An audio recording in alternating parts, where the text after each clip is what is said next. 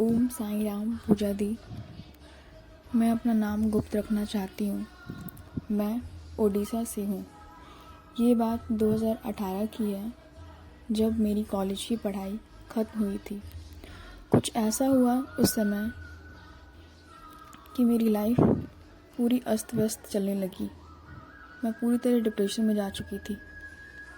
मुझे कुछ भी समझ में नहीं आता था मैं क्या करूँ। मैं बाबा को क्लास 6 में थी तब से मैं बाबा को जानती थी, पर कभी भी पूरी तरह से नहीं जानती थी। लेकिन 2019 में पूजा दी से मैं जुड़ी।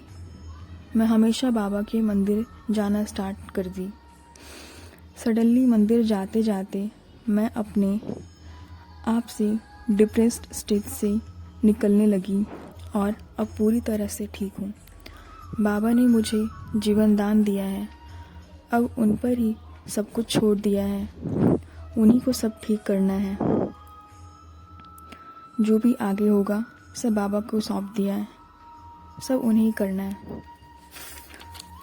बाबा को और पूजा दीदी को दिल से शुक्रिया।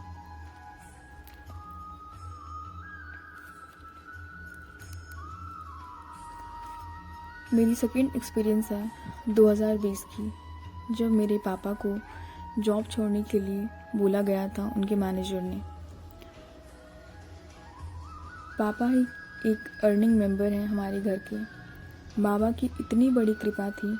मुझे लगता है बाबा पहले ही आपका हाथ पकड़ लेते हैं परेशानियों से बचाने के लिए। उस समय मैं पूजा दी के थ्रू मैं महापरायण में जुड़ी और मेरा रोल नंबर 4 था और साथ ही साथ मैं एग्ज़ाम प्रिपरेशन भी कर रही थी। उस समय एग्ज़ाम क्वालिफाई नहीं की थी, तो मैं सोची महापरायण से खुद को हटा लेती हूँ, और मैंने खुद को हटा लिया और अपनी माँ से ये सब बातें शेयर की। तो माँ बोली कि महापरायण किसी भी हालत में नहीं छोड़ना है। तो माँ की बात सुनकर मैं फिर से महापरायण से जुड़ी माँ के नंबर से, एंड मुझे सेम रोल नंबर 4 मिला दूसरे नंबर से जुड़ने के बाद भी। और रेड हाउस था, मैं बिल्कुल पहले महापरायण ज्वाइन किया था उस समय जिस तरीके से था उस समय इस समय भी बिल्कुल सेम टू सेम था। शायद बाबा भी यही चाहते थे, और सेकेंड टाइम महापरायण से जुड़ने के बाद पापा की जॉब परमानेंट हो गई। ये बाबा की कृपा ही है।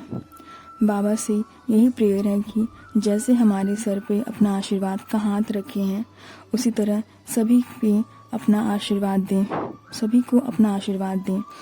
और पूजा दी, आपका सबसे बड़ा रोल है मुझे बाबा से जोड़ना।